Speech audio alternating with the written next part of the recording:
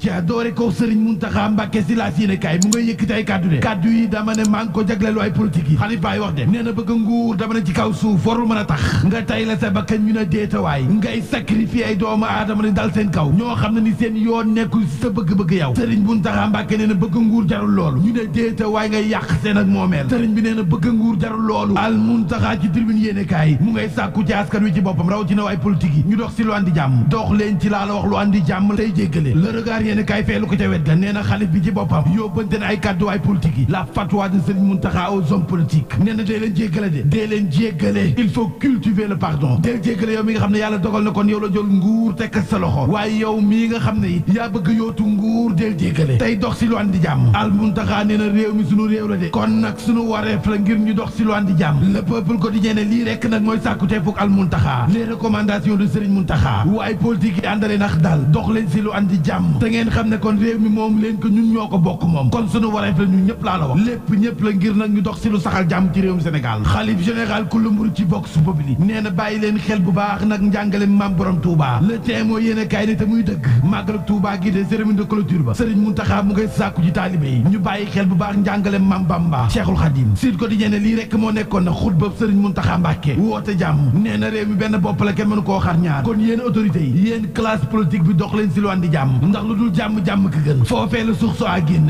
Serigne Mountakha Mbacké plaide pour la culture de la paix et du pardon jéggale rek yow mi yor nguur del jéggale yow mi bëgg nguur xamal ne yow yeewu fitna waru la le soleil yéene kay ne borom mbégte mi da jàppale ne kon jàmm la woote l'appel à la paix de Serigne Mountakha nguuruk Sénégal si le soleil yéene kay nee na chantier yi nga xam ne sumb nañu ko si Touba googee dañu koy wéyal de aha kay tànki kanam la am du am tànki ginnaaw bugaan ngay dañu si tribune yéene kay ne yéen a ngi doog a wax nag yéen a ngi doog a wax lii andi gàllankoor laa la ci màggal gi jafe-jafe yi askan wi dund nee na 14 milliards ngeen foog ne ngeen investir ko ci Touba nii at mu jot am ngeen dam juum yéen a ngi doog a wax li tax askan wi dund jafe-jafe yi si diirug fukki at ak ñaar bugaan ngay dañu mooy wax si tribune yéene kay si 15,5 mille milliards yi nga xam ne mooy budget d'investissement yi laaj ma Touba la ma ci am laaj ma nguurug Sénégal lu mu dugal sa Touba googee 160 milliards lii rek la gouvernement bi dugal sa Touba ba noppi di ko bàkkoo juum ngeen Touba si wàllum koom lu muy tekki ci réewum Sénégal Touba la muy màggee laa la wax ci ay doomu aadama dama ne mérité na leneen lu dul 1% du budget laa la wax Bougane Gueye Dany mooy wax l'exclusif du syndicat nee na màggalug Touba gi de Bougane Gueye Dany mayul dara nguurug Sénégal nee na budget investissement bi la ngeen ci cërale Touba néew na laa la wax ni Touba avec ses 2 millions d'habitants mérite plus que 13 milliards par an Bougane Gueye Dany làbbaliwaat ci l'évidence yéene kaay mu ngay sàkku ci président Macky Sall de mu bàyyi xel bu baax kàddu yu Cheikhul Khadim aha kay njàngalem Cheikhul Khadim maanaam jéggale ga man jëf te jëfoo nga jéggale Bougane Gueye Dany nee na président Macky Sall bàyyil xel yooyu le kàddu de yootul critique yéene kaay teg ca l'info njàmbaat sa l'indépendant Bougane Gueye Dany nee na neexul ba neex nag waaye nguurug Sénégal war na xoolaat ak doxalinam fii ci Touba laa la wax koppar bi mu fi dugal budget Sénégal na mu toll mu coppati sa 1% laa la wax dugal ko ci Touba ba noppi di ko bàkkoo yéen a ngi doog a wax jafe-jafe yi nga xam ne taalibe yi dund nañu ko ci Touba lan moo ko waral dama ne xoolaat leen seen doxalin Touba mérité na leneen lu dul lii critique yéene kaay nekk xanaa doo xool Bougane dama ne assainissement wàllum ndox ak santé dafa mel ni président Macky Sall am na sa ndam sa Touba de dama ne am na sa ndam ndax ministre de l'intérieur def na bilangam wax na la ñu liggéey sa Touba Bougane Gueye Dany ci l'info yéene kaay daal di koy tontu nee na ko demal nga toog nguuru Sénégal lu muy bàkkoo 1% si lu jógee 16 000 milliards budget d'investissement mu dugal ko Touba lii lay bàkkoo yéenay gàcc la la wax nañu bàyyi xel doxalinu murit yi ci wàllum koppar wan nañu leen yoon bi de xanaa kay ñëw tënk xam lu googee tribune yéene kaay nee na président Macky Sall moom na def ba fii nag waxul kan mooy candidat bi Benno Bokk Yaakaar kenn xamul waaye tànneefam dafa mel ni contesté nañ ko te waxagu ko